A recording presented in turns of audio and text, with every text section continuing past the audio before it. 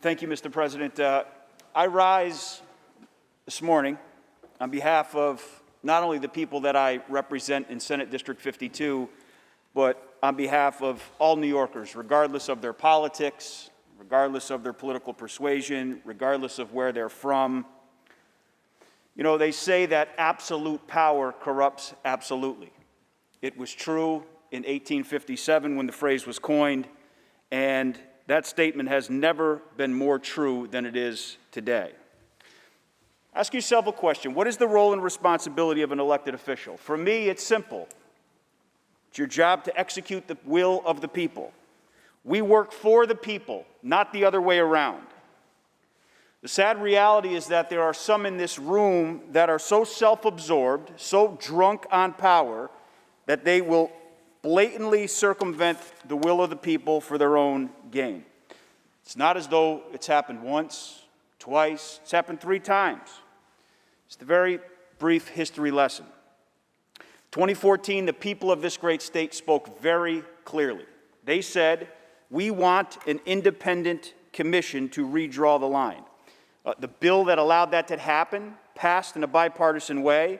There are Democrats that still sit in this room that thought it was a good idea. The now mayor of New York City thought it was a good idea. Members of Congress thought it was a good idea. Fast forward, 2018, new majority. They say, you know what? Let's take one more crack at this. Let's see if we can change the will of the people. Ballot proposition number 1, repeal what the voters said in 2014. What did the people say? They said, no, I don't want the legislature involved in this process. I want it to be an independent process, and the result of that being an independent map. So here we are today, for a 3rd time, discussing the very same issue. But today is much different. Today we're doing it in a very public way, and there are members of the majority that are saying, we're going to deliberately silence the voice of the people. We're going to deliberately silence the will of the people. The reality, my friends, is that they can't win arguments or debates based on merit or fact.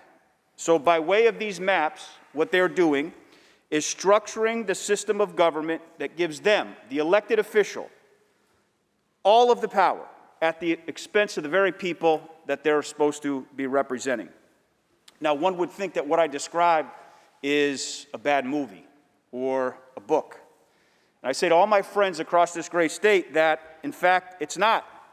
It's your government. It's your state government working for you this way. Sadly, on full display, as you've seen during the debate, is blatant arrogance. So much arrogance, it drips from the gold ceiling in this room. You see shamelessness, you see callousness, cunningness, and what I call it is political calculus employed by the so-called leaders of this great state.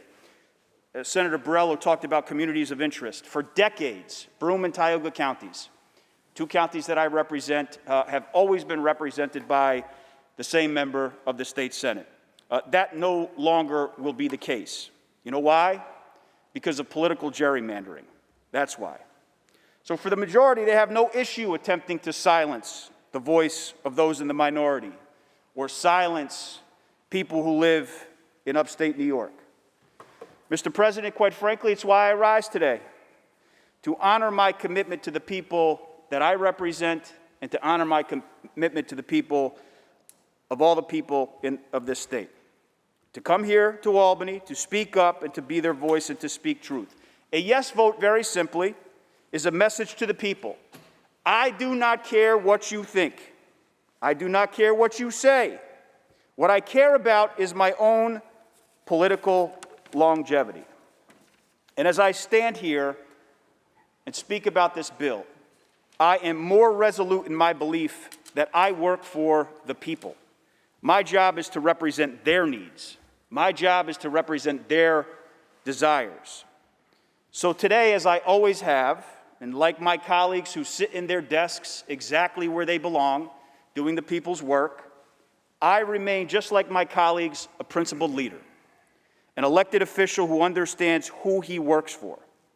I choose, like my colleagues on this side of the aisle, to put people before politics. I'm here 6 years in Albany.